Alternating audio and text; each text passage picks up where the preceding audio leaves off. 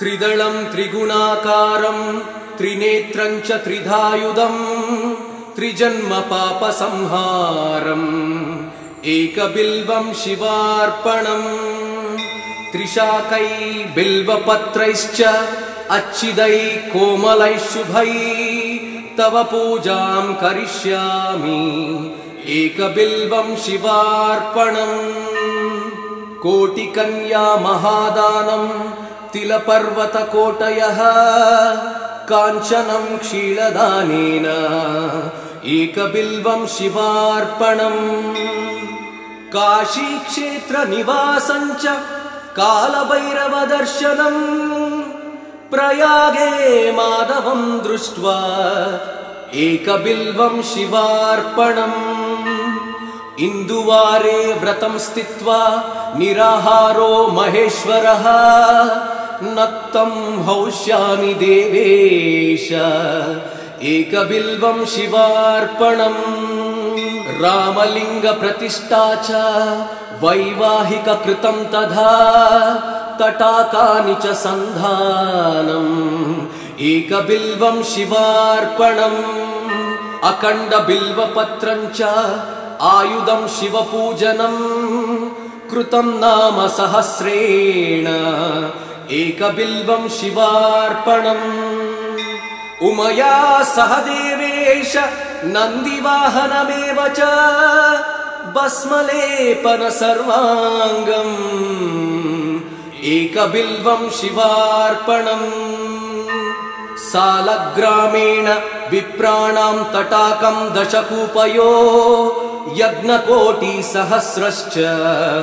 एकबिल्वं शिवार्पणम् दन्तिकोटिसहस्रेषु अश्वमेधशतक्रतौ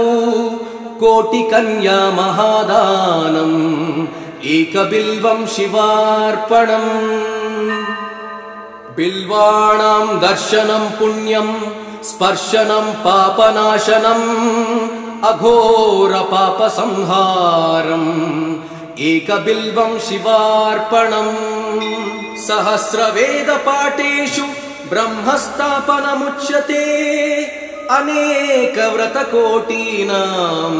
एकबिल्वं शिवार्पणम् अन्नदानसहस्रेषु सहस्रोपनयनं तथा अनेकजन्मपापानि एकबिल्वं शिवार्पणम् बिल्वाष्टकमिदं पुण्यं यः पठेत् शिवसन्निधौ शिवलोकमवाप्नोति एकबिल्वं शिवार्पणम्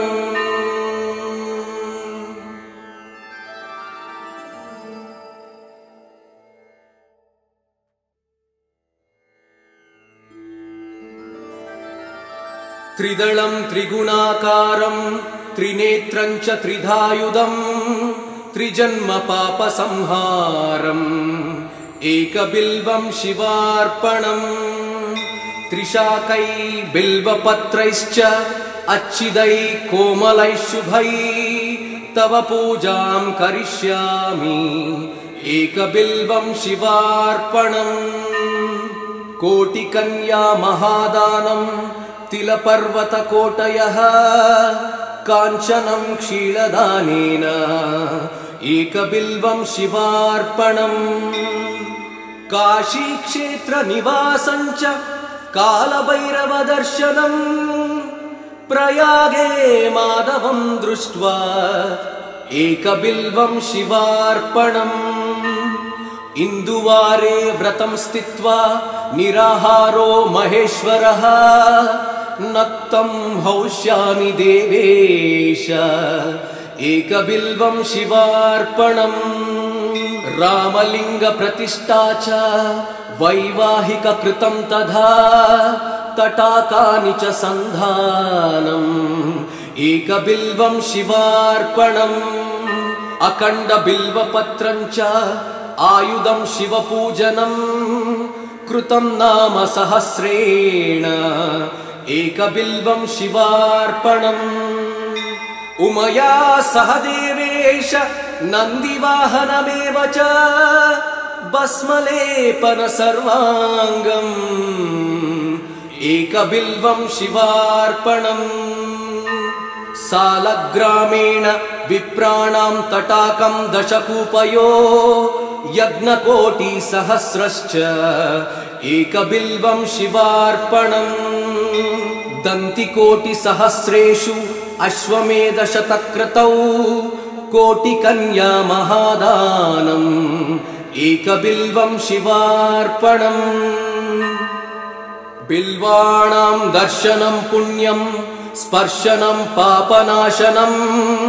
अघोरपापसंहारम् एकबिल्वं शिवार्पणम् सहस्रवेदपाठेषु ब्रह्मस्थापनमुच्यते अनेकव्रतकोटीनाम् एकबिल्वं शिवार्पणम् अन्नदानसहस्रेषु सहस्रोपनयनं तथा अनेकजन्मपापानि एकबिल्वं शिवार्पणम् बिल्वाष्टकमिदं पुण्यं यः पठेत् शिवसन्निधौ शिवलोकमवाप्नोति एकबिल्वं शिवार्पणम्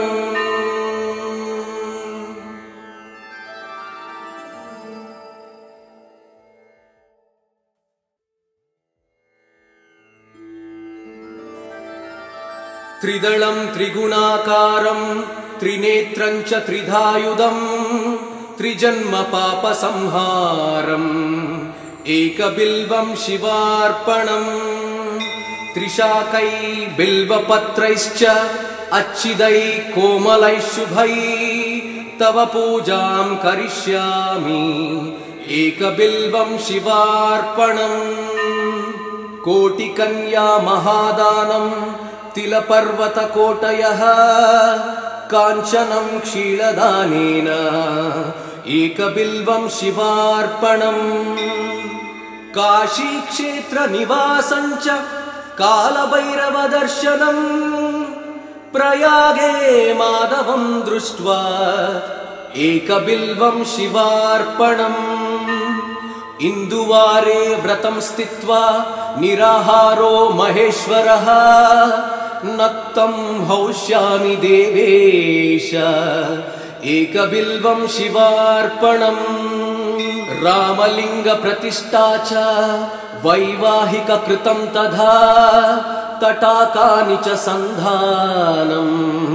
एकबिल्वं शिवार्पणम् अखण्डबिल्वपत्रं च आयुधं शिवपूजनं कृतं नाम सहस्रेण एकबिल्वं शिवार्पणम् उमया सह देवेश नन्दिवाहनमेव च भस्मलेपन सर्वाङ्गम् एकबिल्वं शिवार्पणम्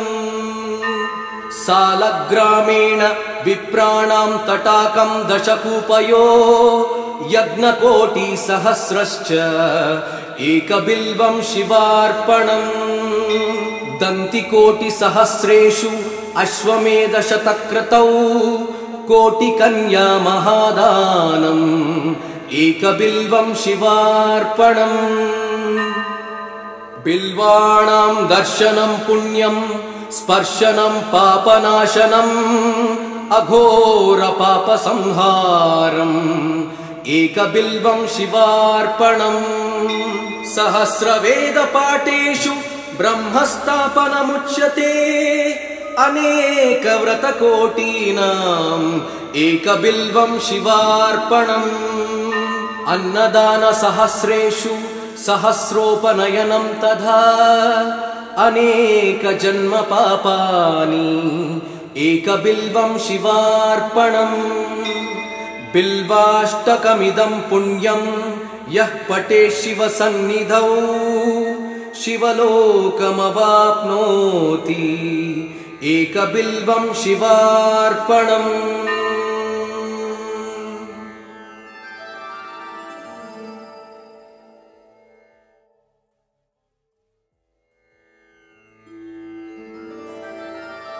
त्रिदलं त्रिगुणाकारं त्रिनेत्रं च त्रिधायुधं त्रिजन्मपापसंहारम् एकबिल्वं शिवार्पणम् त्रिशाकै बिल्वपत्रैश्च अच्छिदै कोमलैः शुभै तव पूजां करिष्यामि एकबिल्वं शिवार्पणम् कोटिकन्या महादानं तिलपर्वतकोटयः काञ्चनं क्षीरदानेन एकबिल्वं शिवार्पणम् काशीक्षेत्रनिवासं च कालभैरवदर्शनम् प्रयागे माधवं दृष्ट्वा एकबिल्वं शिवार्पणम् इन्दुवारे व्रतं स्थित्वा निराहारो महेश्वरः नक्तं हौष्यामि देवेश एकबिल्वं शिवार्पणम् रामलिङ्गप्रतिष्ठा च वैवाहिककृतं तथा तटाकानि च सन्धानम् एकबिल्वं शिवार्पणम् अखण्डबिल्वपत्रं च आयुधं शिवपूजनं कृतं नाम सहस्रेण एकबिल्वं शिवार्पणम् उमया सह देवेश नन्दिवाहनमेव च भस्मलेपन सर्वाङ्गम् एकबिल्वं शिवार्पणम् सालग्रामेण विप्राणां तटाकं दशकूपयो यज्ञकोटिसहस्रश्च एकबिल्वं शिवार्पणम् दन्तिकोटिसहस्रेषु अश्वमेधशतक्रतौ कोटिकन्या महादानम् एकबिल्वं शिवार्पणम् बिल्वाणां दर्शनं पुण्यं स्पर्शनं पापनाशनम् अघोरपापसंहारम् एकबिल्वं शिवार्पणम् सहस्रवेदपाठेषु ब्रह्मस्थापनमुच्यते अनेकव्रतकोटीनाम् एकबिल्वं शिवार्पणम् अन्नदानसहस्रेषु सहस्रोपनयनं तथा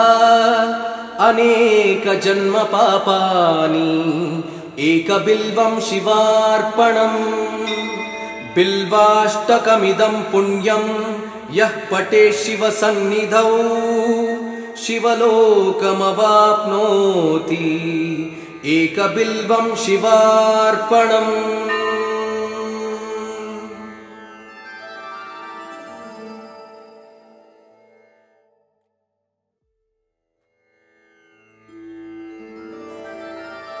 त्रिदलं त्रिगुणाकारं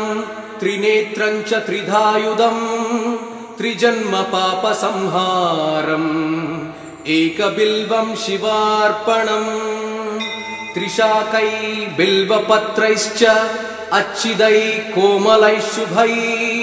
तव पूजां करिष्यामि एकबिल्वं शिवार्पणम् कोटिकन्या महादानं तिलपर्वतकोटयः काञ्चनं क्षीरदानेन एकबिल्वं शिवार्पणम् काशीक्षेत्रनिवासं च कालभैरवदर्शनम्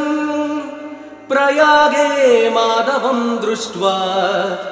एकबिल्वं शिवार्पणम् इन्दुवारे व्रतं स्थित्वा निराहारो महेश्वरः नक्तं हौष्यामि देवेश एकबिल्वं शिवार्पणम् रामलिङ्गप्रतिष्ठा च वैवाहिककृतं तथा तटाकानि च सन्धानम् एकबिल्वं शिवार्पणम् अखण्डबिल्वपत्रं च आयुधं शिवपूजनं कृतं नाम सहस्रेण एकबिल्वं शिवार्पणम् उमया सह देवेश नन्दिवाहनमेव च भस्मलेपन सर्वाङ्गम् एकबिल्वं शिवार्पणम् सालग्रामेण विप्राणां तटाकं दशकूपयो यज्ञकोटिसहस्रश्च एकबिल्वं शिवार्पणम् दन्तिकोटिसहस्रेषु अश्वमेधशतक्रतौ कोटिकन्या महादानम् एकबिल्वं शिवार्पणम् बिल्वाणां दर्शनं पुण्यं स्पर्शनं पापनाशनम् अघोरपापसंहारम् एकबिल्वं शिवार्पणम् सहस्रवेदपाठेषु ब्रह्मस्थापनमुच्यते अनेकव्रतकोटीनाम् एकबिल्वं शिवार्पणम् अन्नदानसहस्रेषु सहस्रोपनयनं तथा अनेकजन्मपापानि एकबिल्वं शिवार्पणम् बिल्वाष्टकमिदं पुण्यं यः पठेत् शिवसन्निधौ शिवलोकमवाप्नोति एकबिल्वं शिवार्पणम्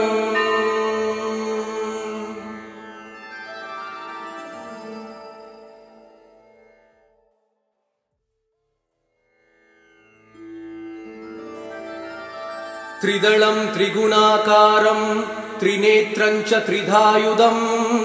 त्रिजन्मपापसंहारम्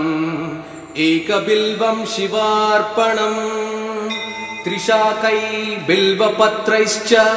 अच्छिदै कोमलैः शुभै तव पूजां करिष्यामि एकबिल्वं शिवार्पणम् कोटिकन्या महादानं तिलपर्वतकोटयः काञ्चनं क्षीरदानेन एकबिल्वं शिवार्पणम् काशीक्षेत्रनिवासं च कालभैरवदर्शनम्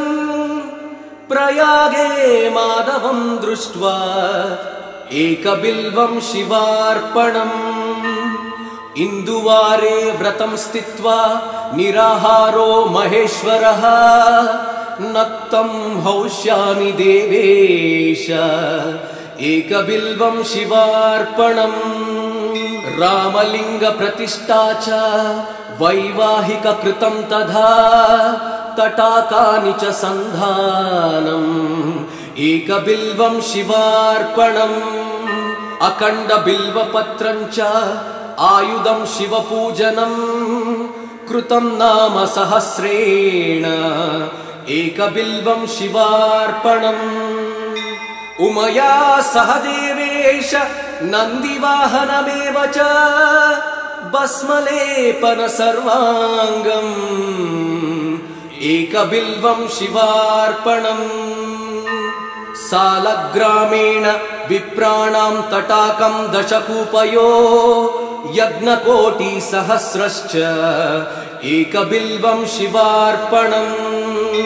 दन्तिकोटिसहस्रेषु अश्वमेधशतक्रतौ कोटिकन्या महादानम् एकबिल्वं शिवार्पणम् बिल्वाणां दर्शनं पुण्यं स्पर्शनं पापनाशनम् अघोरपापसंहारम् एकबिल्वं शिवार्पणम् सहस्रवेदपाठेषु ब्रह्मस्थापनमुच्यते अनेकव्रतकोटीनाम् एकबिल्वं शिवार्पणम् अन्नदानसहस्रेषु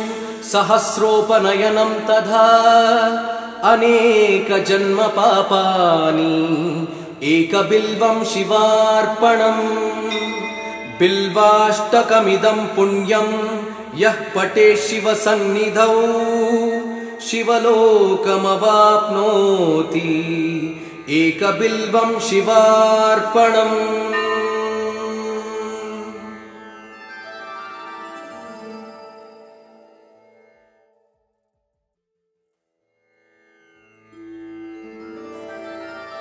त्रिदलं त्रिगुणाकारं त्रिनेत्रं च त्रिधायुधं त्रिजन्मपापसंहारम् एकबिल्वं शिवार्पणम् त्रिशाकै बिल्वपत्रैश्च अच्छिदै कोमलै शुभै तव पूजां करिष्यामि एकबिल्वं शिवार्पणम् कोटिकन्या महादानं तिलपर्वतकोटयः काञ्चनं क्षीरदानेन एकबिल्वं शिवार्पणम् काशीक्षेत्रनिवासं च कालभैरवदर्शनम् प्रयागे माधवं दृष्ट्वा एकबिल्वं शिवार्पणम् इन्दुवारे व्रतं स्थित्वा निराहारो महेश्वरः नक्तं हौष्यामि देवेश एकबिल्वं शिवार्पणम् रामलिङ्गप्रतिष्ठा च वैवाहिककृतं तथा तटाकानि च सन्धानम् एकबिल्वं शिवार्पणम् अखण्डबिल्वपत्रं च आयुधं शिवपूजनं कृतं नाम सहस्रेण एकबिल्वं शिवार्पणम् उमया सह देवेश नन्दिवाहनमेव च भस्मलेपन सर्वाङ्गम् एकबिल्वं शिवार्पणम् सालग्रामेण विप्राणां तटाकं दशकूपयो यज्ञकोटिसहस्रश्च एकबिल्वं शिवार्पणम् दन्तिकोटिसहस्रेषु अश्वमेधशतक्रतौ कोटिकन्या महादानम् एकबिल्वं शिवार्पणम् बिल्वाणां दर्शनं पुण्यं स्पर्शनं पापनाशनम् अघोरपापसंहारम् एकबिल्वं शिवार्पणम् सहस्रवेदपाठेषु ब्रह्मस्थापनमुच्यते अनेकव्रतकोटीनाम् एकबिल्वं शिवार्पणम् अन्नदानसहस्रेषु सहस्रोपनयनं तथा अनेकजन्मपापानि एकबिल्वं शिवार्पणम् बिल्वाष्टकमिदं पुण्यं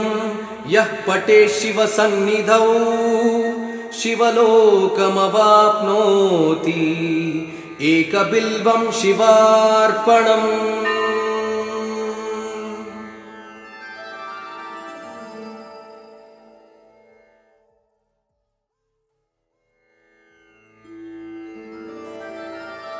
त्रिदलं त्रिगुणाकारं त्रिनेत्रं च त्रिधायुधं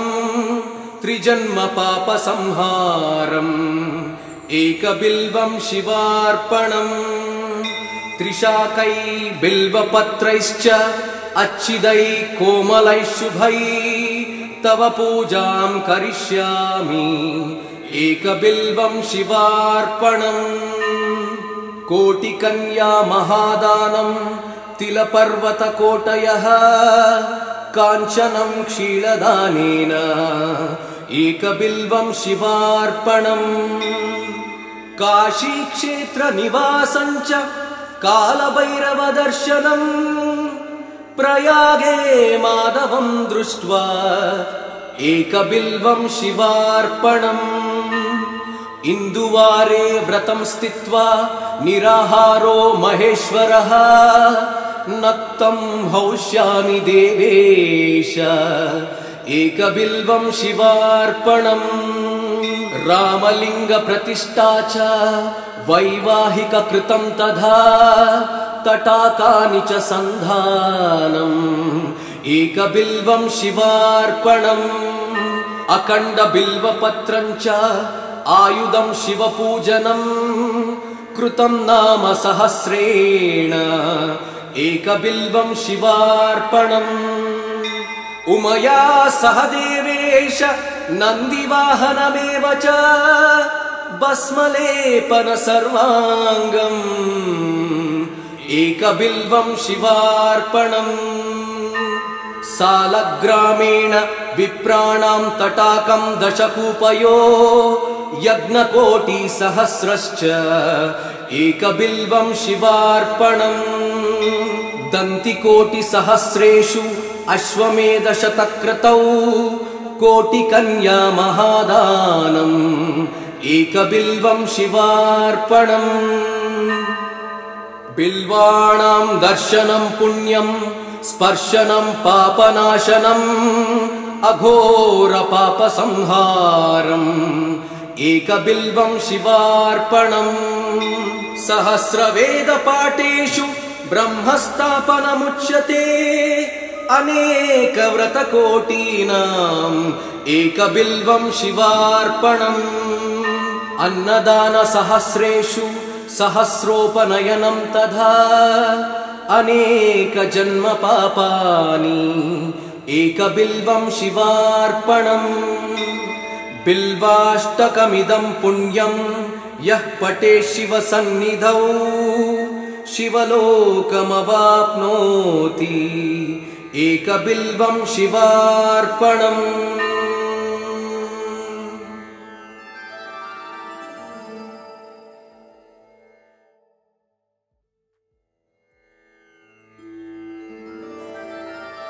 त्रिदलं त्रिगुणाकारं त्रिनेत्रं च त्रिधायुधं त्रिजन्मपापसंहारम् एकबिल्वं शिवार्पणम् त्रिशाकै बिल्वपत्रैश्च अच्छिदै कोमलै शुभै तव पूजां करिष्यामि एकबिल्वं शिवार्पणम् कोटिकन्या महादानं तिलपर्वतकोटयः काञ्चनं क्षीरदानेन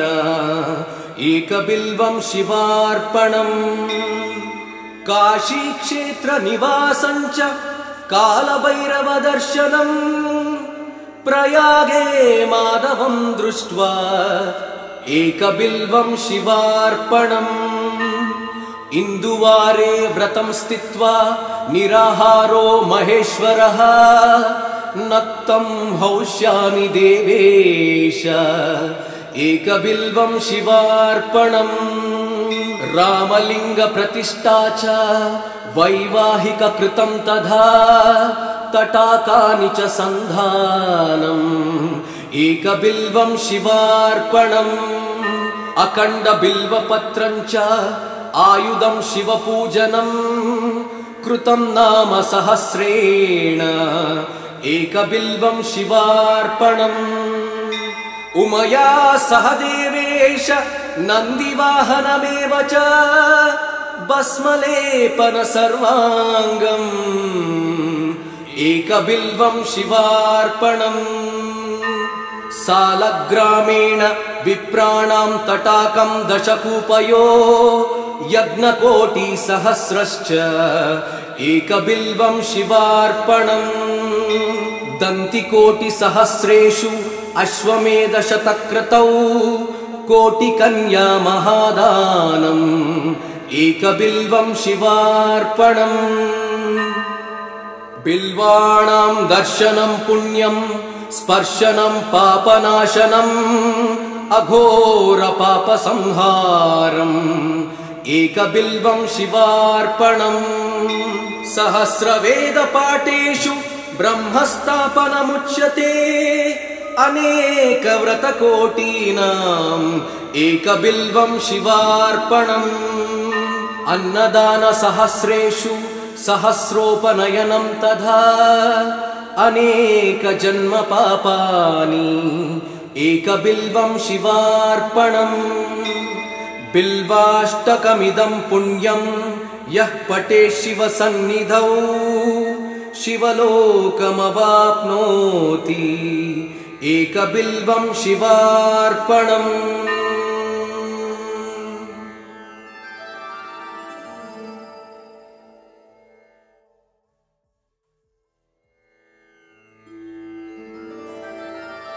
त्रिदलं त्रिगुणाकारं त्रिनेत्रं च त्रिधायुधं त्रिजन्मपापसंहारम् एकबिल्वं शिवार्पणम् त्रिशाकै बिल्वपत्रैश्च अच्छिदै कोमलै शुभै तव पूजां करिष्यामि एकबिल्वं शिवार्पणम् कोटिकन्या महादानं तिलपर्वतकोटयः काञ्चनं क्षीरदानेन एकबिल्वं शिवार्पणम् काशीक्षेत्रनिवासं च कालभैरवदर्शनम् प्रयागे माधवं दृष्ट्वा एकबिल्वं शिवार्पणम् इन्दुवारे व्रतं स्थित्वा निराहारो महेश्वरः नक्तं हौष्यामि देवेश एकबिल्वं शिवार्पणम् रामलिङ्गप्रतिष्ठा च वैवाहिककृतं तथा तटाकानि च सन्धानम् एकबिल्वं शिवार्पणम् अखण्डबिल्वपत्रं च आयुधं शिवपूजनं कृतं नाम सहस्रेण एकबिल्वं शिवार्पणम् उमया सह देवेश नन्दिवाहनमेव च भस्मलेपन सर्वाङ्गम् एकबिल्वं शिवार्पणम् सालग्रामेण विप्राणां तटाकं दशकूपयो यज्ञकोटिसहस्रश्च एकबिल्वं शिवार्पणम् दन्तिकोटिसहस्रेषु अश्वमेधशतक्रतौ कोटिकन्या महादानम् एकबिल्वं शिवार्पणम् बिल्वाणां दर्शनं पुण्यं स्पर्शनं पापनाशनम् अघोरपापसंहारम् एकबिल्वं शिवार्पणम् सहस्रवेदपाठेषु ब्रह्मस्थापनमुच्यते अनेकव्रतकोटीनाम् एकबिल्वं शिवार्पणम् अन्नदानसहस्रेषु सहस्रोपनयनं तथा अनेकजन्मपापानि एकबिल्वं शिवार्पणम् बिल्वाष्टकमिदं पुण्यं यः पठेत् शिवसन्निधौ शिवलोकमवाप्नोति एकबिल्वं शिवार्पणम्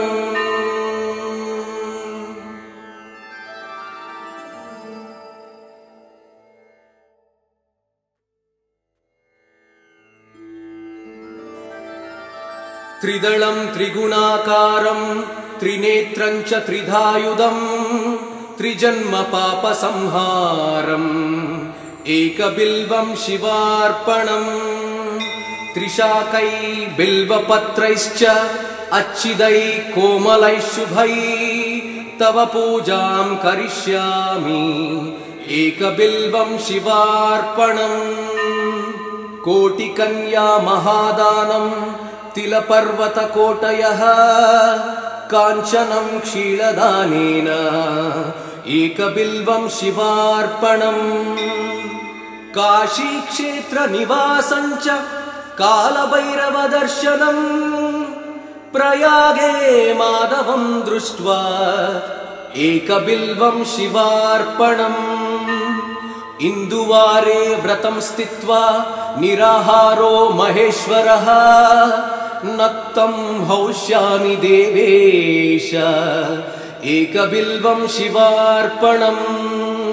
रामलिङ्गप्रतिष्ठा च वैवाहिककृतं तथा तटाकानि च सन्धानम् एकबिल्वं शिवार्पणम् अखण्डबिल्वपत्रं च आयुधं शिवपूजनं कृतं नाम सहस्रेण एकबिल्वं शिवार्पणम् उमया सह देवेश नन्दिवाहनमेव च भस्मलेपन सर्वाङ्गम् एकबिल्वं शिवार्पणम् सालग्रामेण विप्राणां तटाकं दशकूपयो यज्ञकोटिसहस्रश्च एकबिल्वं शिवार्पणम् दन्तिकोटिसहस्रेषु अश्वमेधशतक्रतौ कोटिकन्या महादानम् एकबिल्वं शिवार्पणम् बिल्वाणां दर्शनं पुण्यं स्पर्शनं पापनाशनम् अघोरपापसंहारम् एकबिल्वं शिवार्पणम् सहस्रवेदपाठेषु ब्रह्मस्थापनमुच्यते अनेकव्रतकोटीनाम् एकबिल्वं शिवार्पणम् अन्नदानसहस्रेषु सहस्रोपनयनं तथा अनेकजन्मपापानि एकबिल्वं शिवार्पणम् बिल्वाष्टकमिदं पुण्यं यः पठेत् शिवसन्निधौ शिवलोकमवाप्नोति एकबिल्वं शिवार्पणम्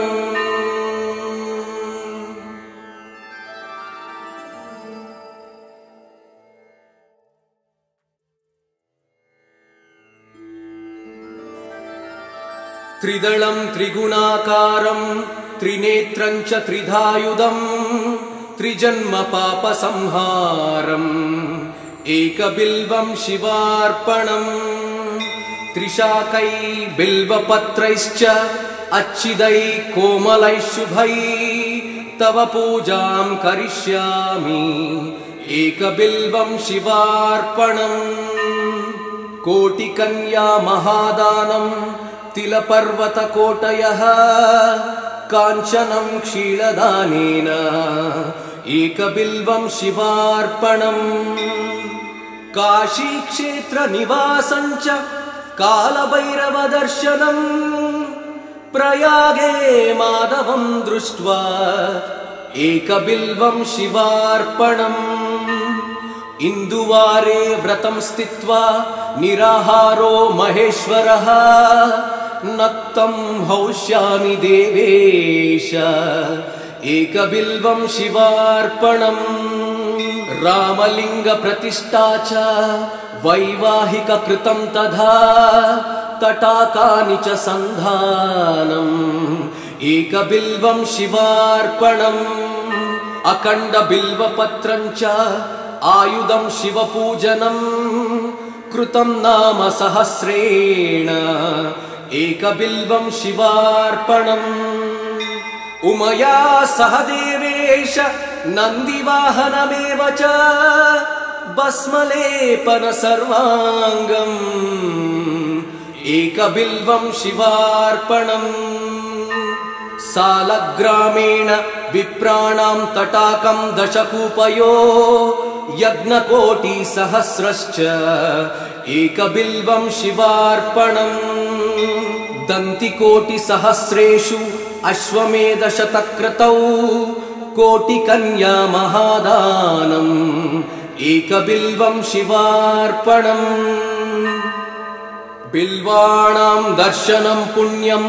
स्पर्शनं पापनाशनम् अघोरपापसंहारम् एकबिल्वं शिवार्पणम् सहस्रवेदपाठेषु ब्रह्मस्थापनमुच्यते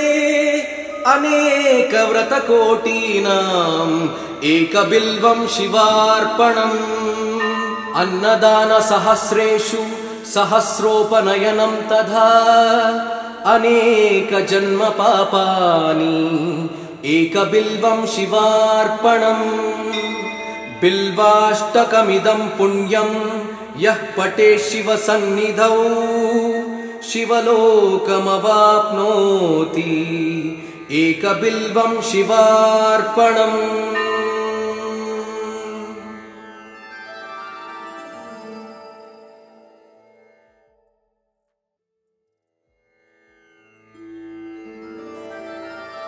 त्रिदलं त्रिगुणाकारं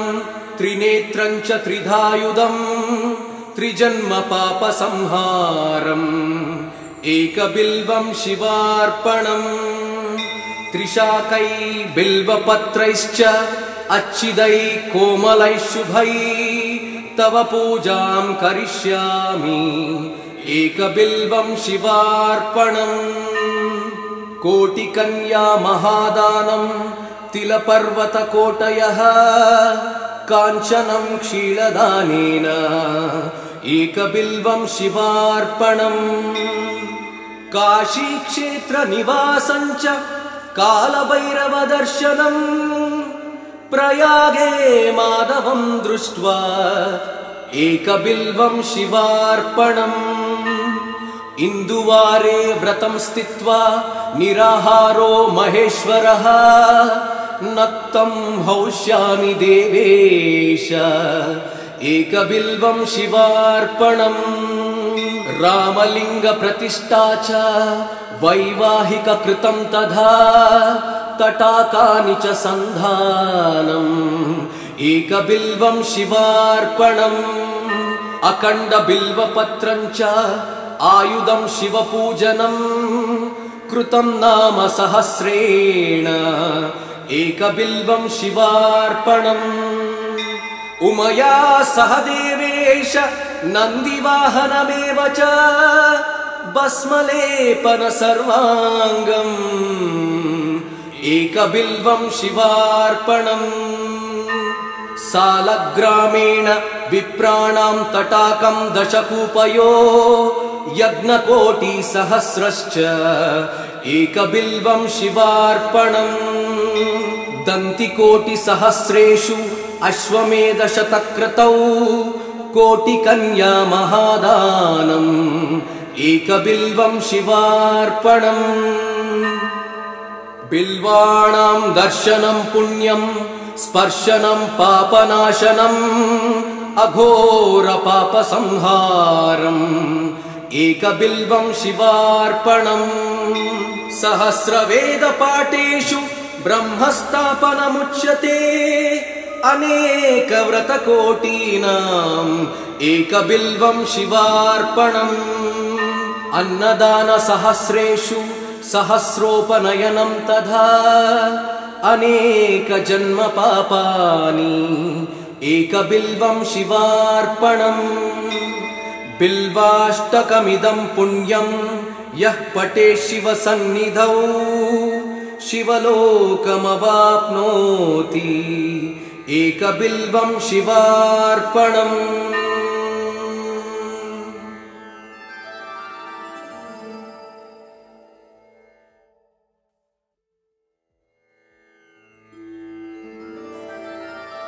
त्रिदलं त्रिगुणाकारं त्रिनेत्रं च त्रिधायुधं त्रिजन्मपापसंहारम्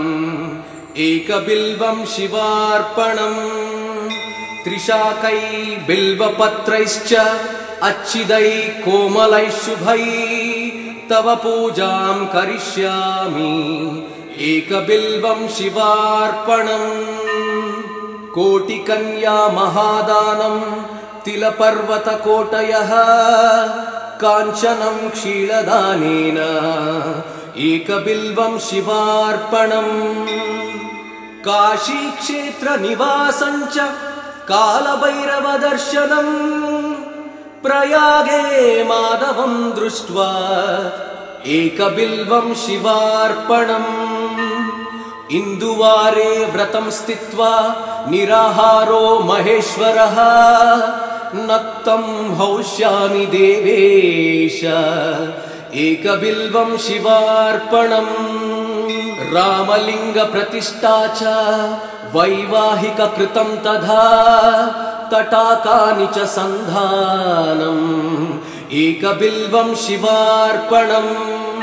अखण्डबिल्वपत्रं च आयुधं शिवपूजनं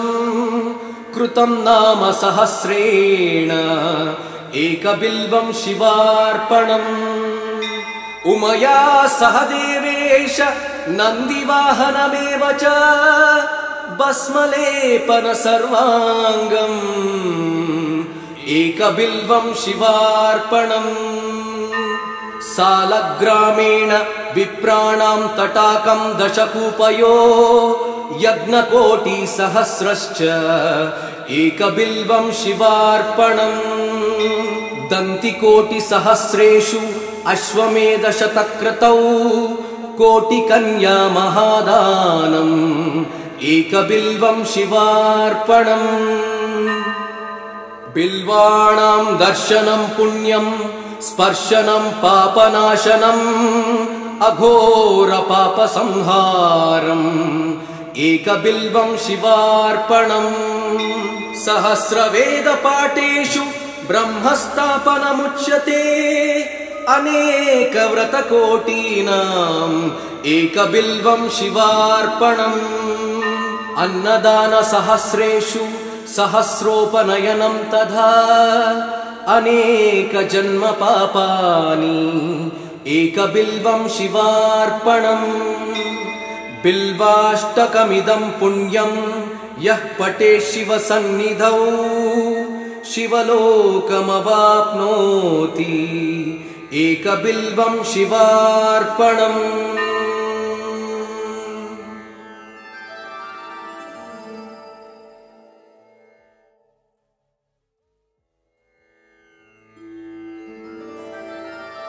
त्रिदलं त्रिगुणाकारं त्रिनेत्रं च त्रिधायुधं त्रिजन्मपापसंहारम् एकबिल्वं शिवार्पणम् त्रिशाकै बिल्वपत्रैश्च अच्छिदै कोमलै शुभै तव पूजां करिष्यामि एकबिल्वं शिवार्पणम् कोटिकन्या महादानं तिलपर्वतकोटयः काञ्चनं क्षीरदानेन एकबिल्वं शिवार्पणम् काशीक्षेत्रनिवासं च कालभैरवदर्शनम् प्रयागे माधवं दृष्ट्वा एकबिल्वं शिवार्पणम् इन्दुवारे व्रतं स्थित्वा निराहारो महेश्वरः नक्तं हौष्यामि देवेश एकबिल्वं शिवार्पणम् रामलिङ्गप्रतिष्ठा च वैवाहिककृतं तथा तटाकानि च सन्धानम् एकबिल्वं शिवार्पणम् अखण्डबिल्वपत्रं च आयुधं शिवपूजनं कृतं नाम सहस्रेण एकबिल्वं शिवार्पणम् उमया सह देवेश नन्दिवाहनमेव च भस्मलेपन सर्वाङ्गम् एकबिल्वं शिवार्पणम् सालग्रामेण विप्राणां तटाकं दशकूपयो यज्ञकोटिसहस्रश्च एकबिल्वं शिवार्पणम् दन्तिकोटिसहस्रेषु अश्वमेधशतक्रतौ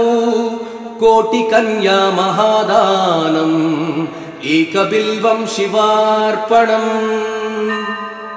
बिल्वाणां दर्शनं पुण्यं स्पर्शनं पापनाशनम् अघोरपापसंहारम् एकबिल्वं शिवार्पणम् सहस्रवेदपाठेषु ब्रह्मस्थापनमुच्यते अनेकव्रतकोटीनाम् एकबिल्वं शिवार्पणम् अन्नदानसहस्रेषु सहस्रोपनयनं तथा अनेकजन्मपापानि एकबिल्वं शिवार्पणम् बिल्वाष्टकमिदं पुण्यं यः पठेत् शिवसन्निधौ शिवलोकमवाप्नोति एकबिल्वं शिवार्पणम्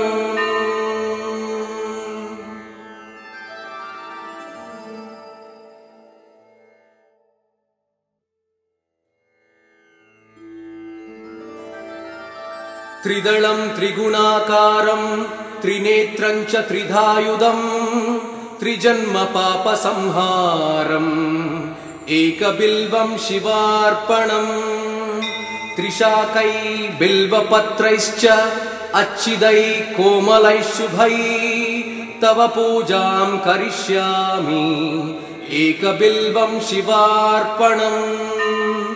कोटिकन्या महादानं तिलपर्वतकोटयः काञ्चनं क्षीलदानेन एकबिल्वं शिवार्पणम् काशीक्षेत्रनिवासं च कालभैरवदर्शनम् प्रयागे माधवं दृष्ट्वा एकबिल्वं शिवार्पणम् इन्दुवारे व्रतं स्थित्वा निराहारो महेश्वरः नक्तं हौष्यामि देवेश एकबिल्वं शिवार्पणम् रामलिंग प्रतिष्ठा च वैवाहिक कृतं तथा तटाकानि च सन्धानम् एकबिल्वं शिवार्पणम् अखण्ड बिल्वपत्रं च आयुधं शिवपूजनं कृतं नाम सहस्रेण एकबिल्वं शिवार्पणम् उमया सह देवेश नन्दिवाहनमेव च भस्मलेपन सर्वाङ्गम् एकबिल्वं शिवार्पणम् सालग्रामेण विप्राणां तटाकं दशकूपयो यज्ञकोटिसहस्रश्च एकबिल्वं शिवार्पणम् दन्तिकोटिसहस्रेषु अश्वमेधशतक्रतौ कोटिकन्या महादानम् एकबिल्वं शिवार्पणम् बिल्वाणां दर्शनं पुण्यं स्पर्शनं पापनाशनम् अघोर पापसंहारम् एकबिल्वं शिवार्पणम् सहस्रवेदपाठेषु ब्रह्मस्थापनमुच्यते अनेक व्रतकोटीनाम् एकबिल्वं शिवार्पणम् अन्नदान सहस्रेषु सहस्रोपनयनं तथा अनेक जन्म पापानि एकबिल्वं शिवार्पणम् बिल्वाष्टकमिदं पुण्यं यः पठेत् शिवसन्निधौ शिवलोकमवाप्नोति एकबिल्वं शिवार्पणम्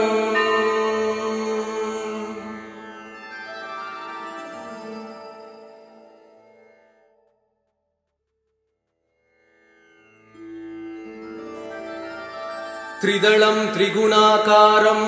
त्रिनेत्रं च त्रिधायुधं त्रिजन्म पापसंहारम् एकबिल्वं शिवार्पणम्